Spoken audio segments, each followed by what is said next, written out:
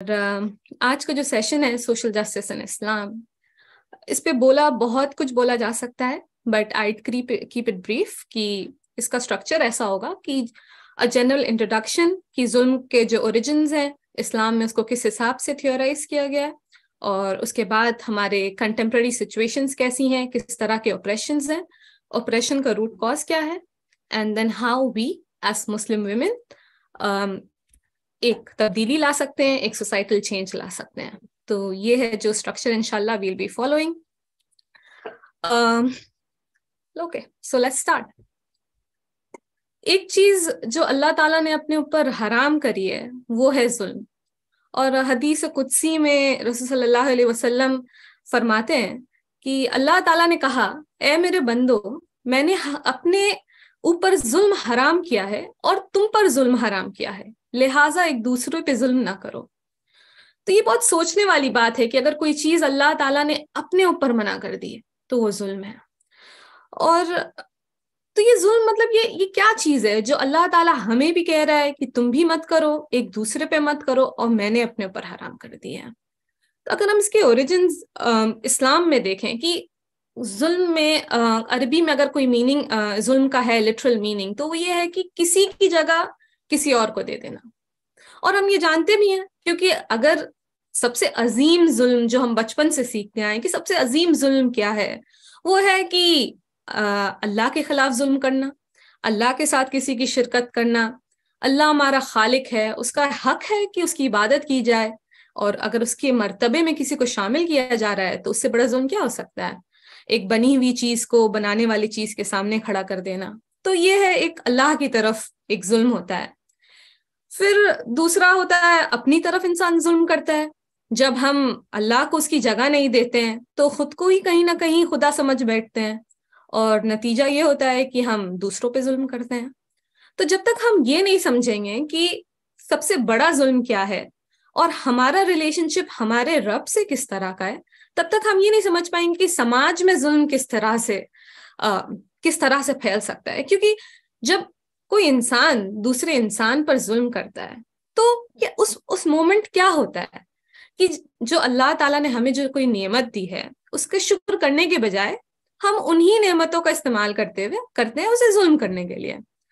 तो यकीनन जुल्म वही करता है जिससे लगता है कि मतलब उसकी कोई हस्ती है, ये शोहरत, ये दौलत, ये नेमत, ये रुतबा, ये ताकत उसकी बनाई हुई चीज है, ये अमानत नहीं है जो अल्लाह की तरफ से दी गई है, और उसकी ना कोई जवाबदेही होने वाली है रोजे महशर में। क्योंकि कुरान में एक आयत है ना कि जब जिंदा बच्चियों को आप गाड़ देते हो तो वो पूछेंगे कि किस किस वजह से उनको गाड़ा गया था ना।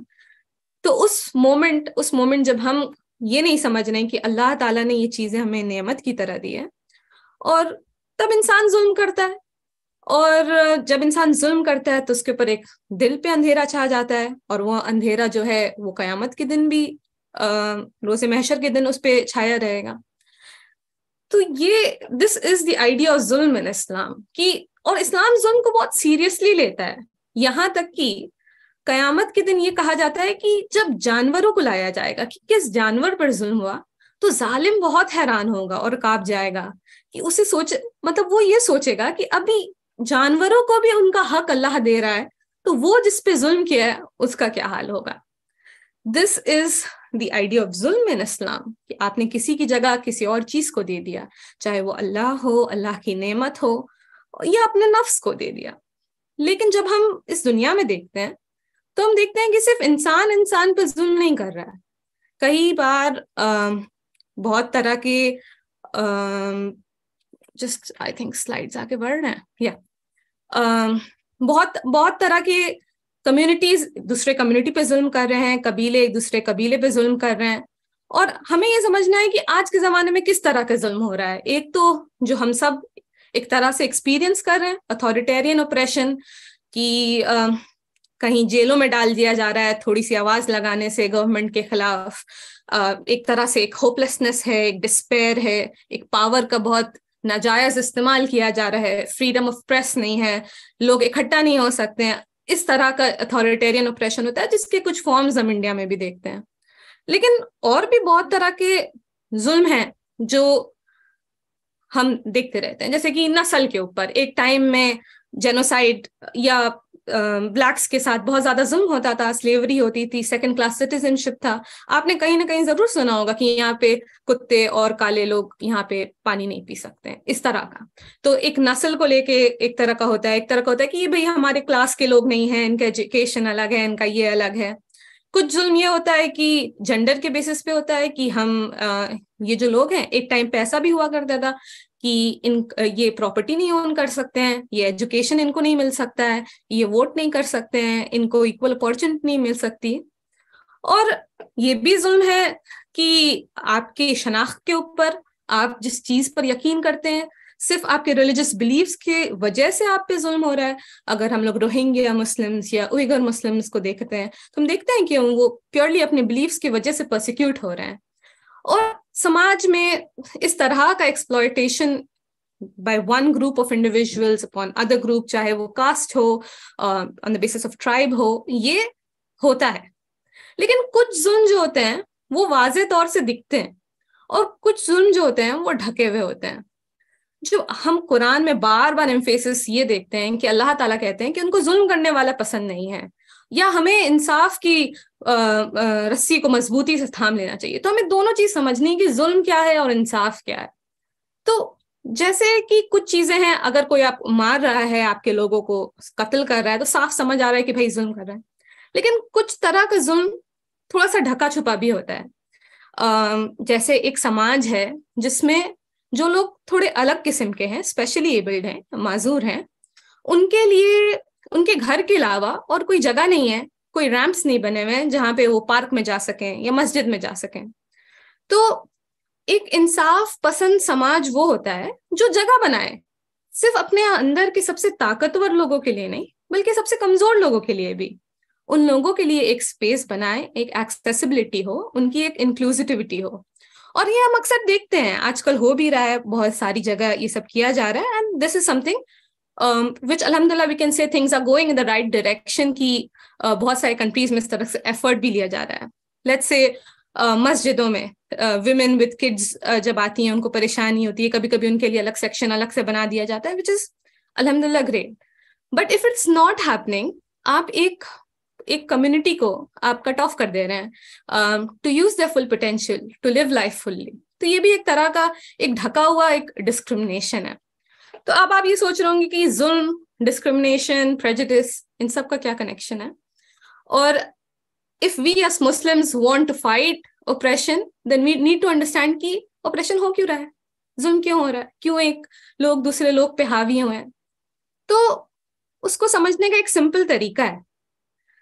एक चीज होती है इंडिविजुअल लेवल पे तासुब, एक ऐसा राय रखना या यकीन रखना कि फलाना लोग ऐसे होते हैं, तो उसको बोलते हैं प्रेजुडिस, जो इंडिविजुअल लेवल पे होता है। यही प्रेजुडिस जब काफी कॉमन हो जाता है, सब लोगों में बातचीत होने लगती है, एक्सचेंज होने लगता है। For example, let's give you an example कि मुसलमान गंदे रहते हैं, ये एक प्रेजुडिस है जो लोगों में हो सकता है कि मुसलमान जो है ना थोड़े गंदे रहते हैं। और तो फिर क्या होगा, आहिस्ते आहिस्ते आहिस्ते आहिस्ते जो इंस्टीट्यूशंस हैं, जो जहाँ पे पॉलिसीज या लेट्स से प्रैक्टिसेस बनती हैं, वो उससे असर होने लगता है। तो लेट्स से कोई लोकल एरिया में बोल दे कि अरे मुसलमान तो बहुत गंदे रहते हैं, इनसे कोई सामान नहीं खरीदेगा। और आहिस्ते आहिस्ते ये बढ़ते बढ़ते क्या हो सकता है, एक स्ट्रक्चरल फॉर्म इख्तियार कर सकता है कि ना ही इनसे कोई सामान खरीदेगा, ना ही इनको हम घर में रहने की जगह देंगे, कहीं रेंट पे देंगे, इनके प्रोफेशनल्स को हम बॉयकॉट करेंगे। तो आप समझिए कि हमारे अंदर जो चीज बहुत हार्मलेस लगती है, कभी कभी हम लोग दूसरों के लिए भी बोलते हैं, जैसे घर में काम करने वालों के लिए अलग बर्तन रखना बड़ी हार्मलेस चीज है, ऐसे सोचते हैं हम लोग। लेकिन it is stemming from the idea कि कुछ लोग थोड़े से गंदे होते हैं, ये आइडिया से आ रहा है। और ये anything you can think of, बहुत सारे ऐसे एग्जाम्पल जो हम आम जिंदगी में ऐसे सुनते रहते हैं, ये सब कि अरे पढ़ी लिखी औरतें बड़ी तेज होती हैं, ठीक है। तो आहिस्ते आहिस्ते ये जो इंडिविजुअल प्रेजुडिस है, this takes the shape of discrimination. कि इसका नेक्स्ट स्टेप क्या होगा इंस्टीट्यूशनल लेवल पे। अगर आप सोचें, फैमिली एक इंस्टीट्यूशन है कि नहीं है, पढ़ी लिखी और ज्यादा पढ़ी लिखी औरतों से शादी नहीं करना चाहिए, ये थोड़ा घर तोड़वा देती हैं या डिवोर्स ले लेती हैं। और इसका नेक्स्ट स्टेप क्या होगा? डिस्क्रिमिनेशन एक होगा। उसके बाद एक सोसाइटी में कंसेंसस बन जाएगा कि औरतों को ज्यादा पढ़ाना लिखाना नहीं चाहिए, क्योंकि उनके बाद उनका दिमाग खराब हो जाता है। तो इस तरह से this is how operation takes shape. I hope I am doing justice कि इंडिविजुअल लेवल पे होता है, फिर हार्मफुल पॉलिसीज एंड प्रैक्टिसेस। यही चीज अगर गवर्नमेंट के लेवल पे आ जाए और ऐसे लोग आ जाएं तो वो जस्टिफाई कर सकते हैं बहुत सारी ऐसी पॉलिसीज, ऐसे प्रैक्टिसेस जो डिस्क्रिमिनेटरी हो। और फिर जब ये स्ट्रक्चरल लेवल पे आ जाता है, let's say education, health, economy, तो ये एक दूसरे को इंटरकनेक्ट करता है और रीइंफोर्स करता है। लेकिन अच्छी बात यह है कि कोई इंसान इन बायसेस से, इन प्रेजुडिसेस के साथ पैदा नहीं होता है। ये लर्न्ड चीजें होती हैं, और जो चीजें इंसान सीखता है पैदा होने के बाद, वो अनलर्न भी कर सकता है। वो ये भी सीख सकता है कि ये हक बात नहीं है। तो जिस तरह से जुल्म और नाइंसाफी इंसानों की बनाई हुई चीज है, इसी तरह से अच्छी बात यह है कि अगर इंसान चाहे तो इसे रोक भी सकता है। हमारी एजेंसी भी है इसमें। और ऑफ कोर्स ये प्रोसेस बहुत डिफिकल्ट है, it's not an easy process, but as an individual हमें ये चीजें समझनी होंगी कि कभी कभी हम खुद प्रेजुडिस के शिकार होते हैं, और कभी कभी हम खुद एक प्रेजुडिस रखते हैं जिन लोगों से हम जानते नहीं हैं उनके बारे में, कि वो लोग ऐसे होते हैं, फलाना कौम ऐसी होती है, या इस तरह से। तो when we recognize कि हमारे में पोटेंशियल है जुल्म करने का भी और हम पर जुल्म होने का भी, ये बहुत इंपॉर्टेंट चीज है रियलाइज करने की। तब अगर जब आप ये आयत पढ़ेंगे जिसमें अल्लाह ताला फरमाते हैं कि ए ईमान वालो, इंसाफ के लिए साबित कदम रहो, और चाहे वो अमीर हो चाहे वो गरीब हो, और बहुत पावरफुल स्टेटमेंट है ये। जब इस आयत को आप पढ़ते हैं तब आपको लगता है कि अल्लाह जानता है कि वी आर फुल्ली केपेबल, कि जब अपने करीबों का मामला आता है, थोड़े से अपने आप का मामला आता है, अपने माँ बाप का आता है, अपने जिनसे हम मोहब्बत करते हैं उनका मामला आता है, we can be very biased अपनी तरफ, और दूसरों की तरफ थोड़ा सा we can be prejudiced. And आप इस कॉन्टेक्स्ट में आयत पढ़ें और देखें कि what a powerful statement it is making. Stand firm for justice as witnesses for Allah, even if it is against yourself, your parents or close relative. Very, very powerful statement.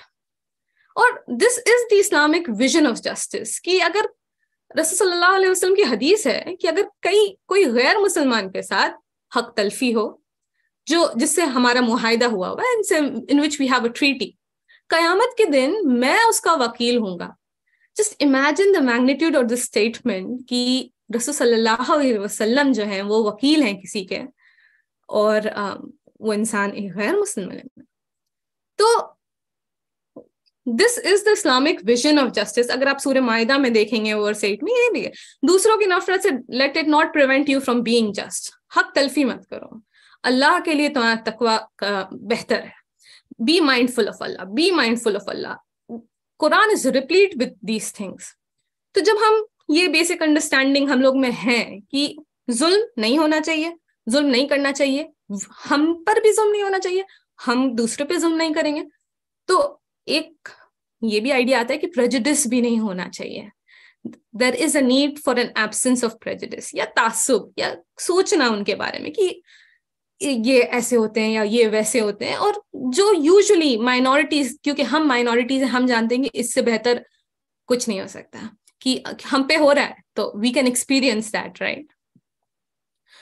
But let's go to the second part of today's talk, कि as Muslim women how do we become societal change makers inspired by the Quran and the Sunnah. क्योंकि देखिए, reality हमेशा बहुत complicated होता है।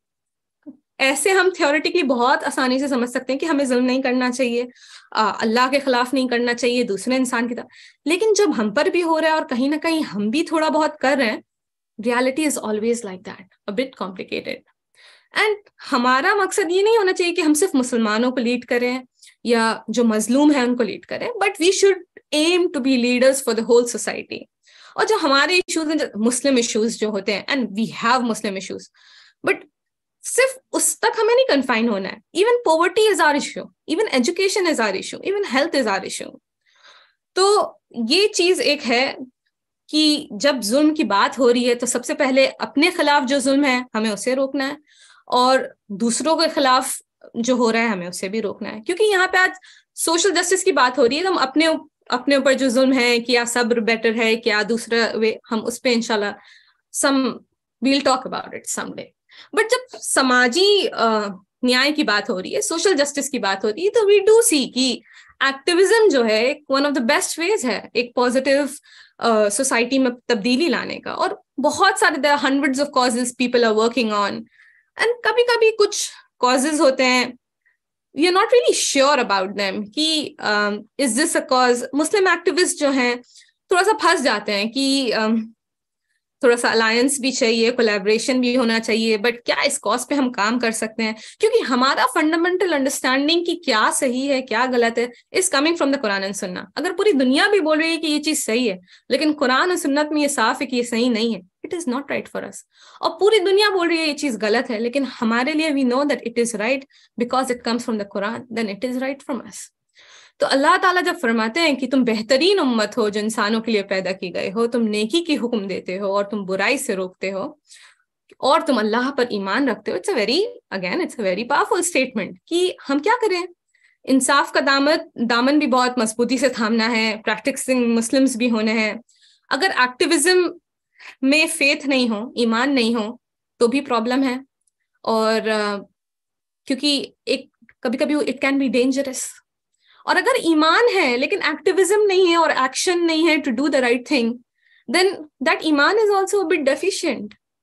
If we are just satisfied कि this is totally all right, हमें और कुछ नहीं करना अपने घर के अंदर, हम सिर्फ इबादत कर रहे हैं, क्योंकि Islam never promotes that. So how do we strike a balance, and how do we as Muslim women become societal change makers? This is a very important question, and this is something आप comments में भी लिखें कि what do you think is the way, how do we go about? These are some of thoughts जो मेरे जहन में आया है, जो मैंने यहाँ पे लिखा है कि आजकल जब स्कॉलर्स इसके बारे में बात करते हैं तो वो एक तरीका बताते हैं जिसको बोलते हैं सेक्रेड एक्टिविज्म. कि सेक्रेड एक्टिविज्म क्या है बेसिकली, कि बहुत सारे रिलीजियस लीडर्स होते हैं जिनको जो समाज में क्या हो रहा है नीचे तौर पे शायद उनको नहीं पता है. वो they are not in touch, किताब पढ़ रहे हैं वो, बट दे डोंट नो कि जो अभी मसले हैं, किस हिसाब से ऑपरेशन हो रहा है, किस तरह से, they are not in touch with that. और बहुत सारे एक्टिविस्ट हैं जिनको ट्रेडिशनल इस्लामिक साइंसेस, जिनको अकीदा के बारे में थोड़ा भी आइडिया नहीं है, जिनको they are so far away in the sense कि their heart is in the right place, but बहुत basic fundamentals of Islam भी sometimes they miss on it. तो हमें एक ऐसा we have to come on a ground जहाँ पे ये दो ग्रुप्स जो हैं ये कॉन्वर्सेशन एक दूसरे से करें, एंड ना दब के करें, ना हम लोग एज मुस्लिम वुमेन दब के भी ना करें. We should be upfront, we should be resolute कि ये हमारे मानना है, ये हमारा तरीका है, रिस्पेक्टफुली दूसरों को बताना. जैसे कोalition करना है किसी हिसाब का, तो सेक्रेड एक्टिविज्म जब मैं ये किताब पढ़ रही थी और दाऊद वलीद की है, तो उसमें वो ये कहते हैं कि एक फर्क करते हैं कि अलायंस क्या है और कोalition क्या है. और कहते हैं कि कॉज बेस्ड कोalition एक बेहतर चीज है कि आपको सेम बिलीफ सिस्टम दूसरे अपने कोalition पार्टनर से नहीं शेयर करना है, आपको मेथड नहीं शेयर करना है. कोalition पार्टनर्स कुछ इश्यू पे पार्टनरशिप हो सकती है, दूसरे इश्यू पे आप एक दूसरे को अपोज भी कर सकते हैं. So he makes a fundamental difference कि क्या फर्क है कोalition में और अलायंस में, और कैसे we can be very clear कि हम किन फ्रेजेस को, जब हम कोई नारे भी लगा रहे हैं, किन नारों को हमको इस्तेमाल करना है. कुछ नारे विच आर अगेंस्ट द शरिया और हम वो नहीं इस्तेमाल करेंगे. तो ये सारी चीजें कैसे आएंगी? जैसे जब हम बात कर रहे हैं सोशल जस्टिस की, मुस्लिम एक्टिविज्म की, पॉलिटिकल एक्टिविज्म की, we have to be very careful about these things कि बहुत सारे लोग will accuse you a lot of things. So let's also see कि social justice जब हम practice करते हैं तो किस तरह के एक ये होता है ना कि हमें मियाना रवि, इस्लाम जो है we are the middle nation, हमें मियाना रवि इख्तियार करना है. एक्टिविज्म में दीन को बरकरार रखना है और दीन में कोशिश करनी है कि समाजी इंसाफ पर भी गौर फिक्र करें। जब हम बात करें, जब हम कुरान की बात करें, हदीस की बात करें, रसूल सल्लल्लाहु अलैहि वसल्लम he was first and foremost revolutionary.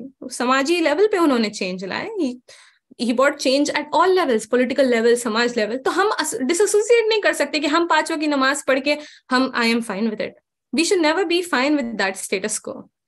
फिर एक और बात है कि जब हम कोई वीडियो देखते हैं, किसी पे जुल्म हो रहा है, हमारे दिल में बहुत तकलीफ होती है ना, उस एम्पैथी को, उसको रखना है, लेकिन एट द सेम टाइम हमें बहुत इन्फॉर्म्ड तरीके से काम करना है कि अगर you want to go that path, you want to create a change in the society, तो आपके पास एक्सपीरियंशियल नॉलेज भी होना चाहिए।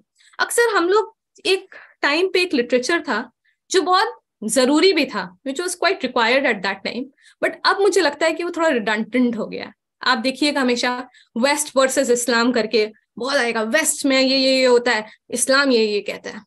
बट जब आप अपने समाज से एंगेज करिएगा, आप लोकल लेवल में अपनी सोशल रियलिटी से एंगेज करिएगा, जब आप सहाबा सहाबियात की एग्जाम्पल्स देखिएगा, तो यू विल रियलाइज कि इस्लाम बहुत हक देता है, सारे हक देता है, बट वो हक अदा नहीं हो रहे हैं। और वो हक वेस्ट को सिर्फ क्रिटिसाइज करने से भी नहीं अदा होंगे। वो हक के लिए काम करना पड़ेगा, सिस्टमैटिकली, नॉलेज के साथ, एम्पैथी के साथ, and being present in the public sphere. So how do you go about it? Knowledge, empathy, और एक सोसाइटी में जब आप चेंज ला रहे हो तो एक एज एन इंडिविजुअल आप बहुत काम कर सकते हो, लेकिन ज्यादातर चेंजेस जो आते हैं वो थ्रू कम्युनिटी आता है, कि आप एक जमात के हिस्सा हो, आप एक ऑर्गेनाइजेशन के पार्ट हो, विच is bringing about that change, which is having important conversations, which are needed conversations, which is not shying away कि ये बहुत political मुद्दा है, हम इस पर बात नहीं कर सकते, नहीं, जो इस पे engage कर रहा है और जो इस्लाम को भी साथ लेके चल रहा है। तो as Muslim women we need to be present। हमें ये conversation सिर्फ करना ही नहीं है, इन्हें लीड भी करना है। और जब भी हम एक समाज में रहते हैं, बहुत मुख्तलिफ तरह के लोग हैं, क्योंकि मुख्तलिफ तरह के लोग हैं, मुख्तलिफ आइडियोलॉजीज हैं, कोई अपने आप को आइडेंटिफाई कर सकता है as progressive, as liberal, as conservative, तो हमें जो है क्रिटिकल होके उनसे एंगेज करना है। और बहुत क्रिटिकल हो जाना भी कभी कभी क्या होता है कि ऑल वी डू इज कि हम बहुत क्रिटिकल हो गए और हम काम फिर कुछ नहीं कर रहे हैं, affects the politics of creation. लेकिन आप काम भी करें, do work, create things, but be critical. तो these are some of things, मेरे जो एक्सपीरियंस रहा है, थोड़ा बहुत एक्टिविज्म में, थोड़ा बहुत एकेडेमिया में, एंड बीइंग मुस्लिम वुमेन, मुझे मैं अपने ये एक्सपीरियंस शेयर कर रही हूँ। तो इसको स्पिरिचुअल सेक्रेड एक्टिविज्म क्यों बोला जाता है? इट्स बिकॉज हम रूहानी बातें भी कर रहे हैं और हम समाज को भी बदल रहे हैं। और अगर हम सिर्फ समाज को बदलने निकल रहे हैं और हम अपनी नमाजें कज़ा कर रहे हैं, हमें नहीं पता जिक्र क्या होता है, हमारी सोहबत जो है उसमें हमारे दोस्त नहीं है जो ईमान वाले हैं, हमारे जो कॉन्वर्सेशंस हैं वो बिल्कुल किसने क्या बोला, उसने क्या बोला, इस चीजों पे हो रहा है, घंटे यूट्यूब शॉर्ट्स या इंस्टा रील्स पे हो रहे हैं, then there is something wrong. कि हमारे जो वर्च्यूज हैं, जो हमारे वैल्यूज हैं, कौन सी चीजें हैं जो हम अपने अंदर ला रहे हैं? क्या वो चीजें सीरत से आ रही हैं, हमारे साहबा साहबियात की जिंदगी से आ रही हैं, इस्लामिक टेक्स्ट से आ रही हैं? तो आप अपने हर वक्त अपने आप को चैलेंज करें कि इन दोनों चीज को, अपने रूह का तस्किया करना भी जरूरी है और समाज में निकल के बोलना भी जरूरी है। These are some of the questions which you might think about. तो अगर आप ये चीज देखें, इसको बोलते हैं साइकिल ऑफ लिबरेशन। कोई भी समाज में आपको बदलाव लाना है, how do you bring about it? तो आप थोड़ा सा गौर से इसमें just spend some time on it कि how do you start? You start with knowledge, you start अपने conscious होना, आपके क्या biases हैं, आपके क्या prejudice हैं, और उसके बाद build community, लोगों के साथ काम करिए, coalitions करिए उन लोगों से जो आपसे अलग हैं, लेकिन taking your own stance, कुछ चीजें हैं उनको अनलर्न करिए, कुछ चीजें हैं जो लर्न करिए, जो गुस्सा है अपने अंदर का उसको एनर्जी में बदलिए। और क्या होता है जब इस तरह से आप एक कम्युनिटी का हिस्सा बन जाते हैं, आप देखते हैं दूसरे लोगों को, आहिस्ते आहिस्ते थोड़ा सा पॉलिसी भी बदलता है, इंस्टीट्यूशन में भी बदलाव आता है, एक नया कल्चर बनता है, नए लोग लीडरशिप लेते हैं, थोड़ा पावर शेयरिंग होता है, थोड़ा सा जो इतना तकलीफ हो गया है ना, इतना ज्यादा वायलेंस हो गया है, थोड़ी सी हीलिंग होती है। जब आप साथ में आते हैं, एक कम्युनिटी से जुड़ते हैं, और उसके बाद इंशाल्लाह देयर विल बी चेंज, कि ऑटोमेटिकली चेंज आता है। एक बार बॉल इज सेट, देन दूसरे लोग इंस्पायर होते हैं, दूसरे लोग सपने देखते हैं, नया मॉडल लाते हैं, और स्टेटस को है वो बदलता है, थोड़ा सा जुल्म हटता है, एक नई बात आती है। तो हमें अहद करना है कि we are gonna wake up, we are gonna start thinking critically, कि हमारे साथ जो हो रहा है सिर्फ बैठ के सिर्फ इसमें बोल रहे हैं बहुत बुरा हो रहा है, बहुत बुरा, ये नहीं है। क्योंकि हमसे भी एक दिन सवाल किया जाएगा कि हम लोगों ने क्या कंट्रीब्यूट किया। तो आप सिस्टमैटिकली स्टेप्स लें, आप अपने आप को एजुकेट करें, आप जुड़ें, आप इनिशिएटिव्स लें, बी द चेंज। तो मैं कुछ चीजें हैं, जैसे एक बात हमेशा जहन में आती है, अरे हम एक अकेले इंसान हम क्या ही कर लेंगे, लेकिन ये अगेन ये सही तरीका नहीं है सोचने का, क्योंकि रसूल सल्लल्लाहु अलैहि वसल्लम ने बताया कि एक उनका कॉल है कि अपने लोगों की मदद जरूर करो, चाहे वो जालिम हो या मजलूम हो। तो सहाबियात बड़े हैरान हुए कि मजलूम की तो मदद तो हम सब समझते हैं, लेकिन जालिम की मदद कैसे करें। उन्होंने कहा उसका हाथ रोक लो जुल्म से। तो आज के जमाने में हाथ कैसे हम जुल्म से रोकें? आज के जमाने में जरूरी नहीं है कि हम ताकत से, मतलब उसी तरह से तलवार लेके निकले, नहीं। आज के जमाने में हम अपने आप को एजुकेट करें, अपने आप को इतना बनाएं कि हम इन्फ्लुएंस कर सकें दूसरे को, पॉलिसीज इन्फ्लुएंस कर सकें, ऑर्गेनाइजेशंस का हिस्सा बने। फिर उन्होंने कहा रसूल सल्लल्लाहु अलैहि वसल्लम ने कि अपने हाथ से रोक लो, नहीं तो जुबान से रोक लो। ठीक है, आप सोशल मीडिया में थोड़ा बोले, आप जैसे अभी हम लोग बोल रहे हैं, बातचीत कर रहे हैं दूसरे को कि हाँ भाई ये सही नहीं है। या फिर लास्ट स्टेप क्या है, जो ईमान का सबसे नीचा पार्ट है, कि दिल में तुम नफरत करो। ये बहुत इंपॉर्टेंट है, ये सब प्रॉफिटिक विजडम जो है।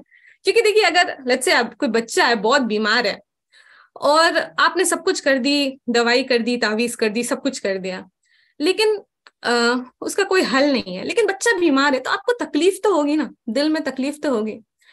तो कुछ शायद बीमारी समाज में ऐसी हो चुकी है, जैसे कि सूद।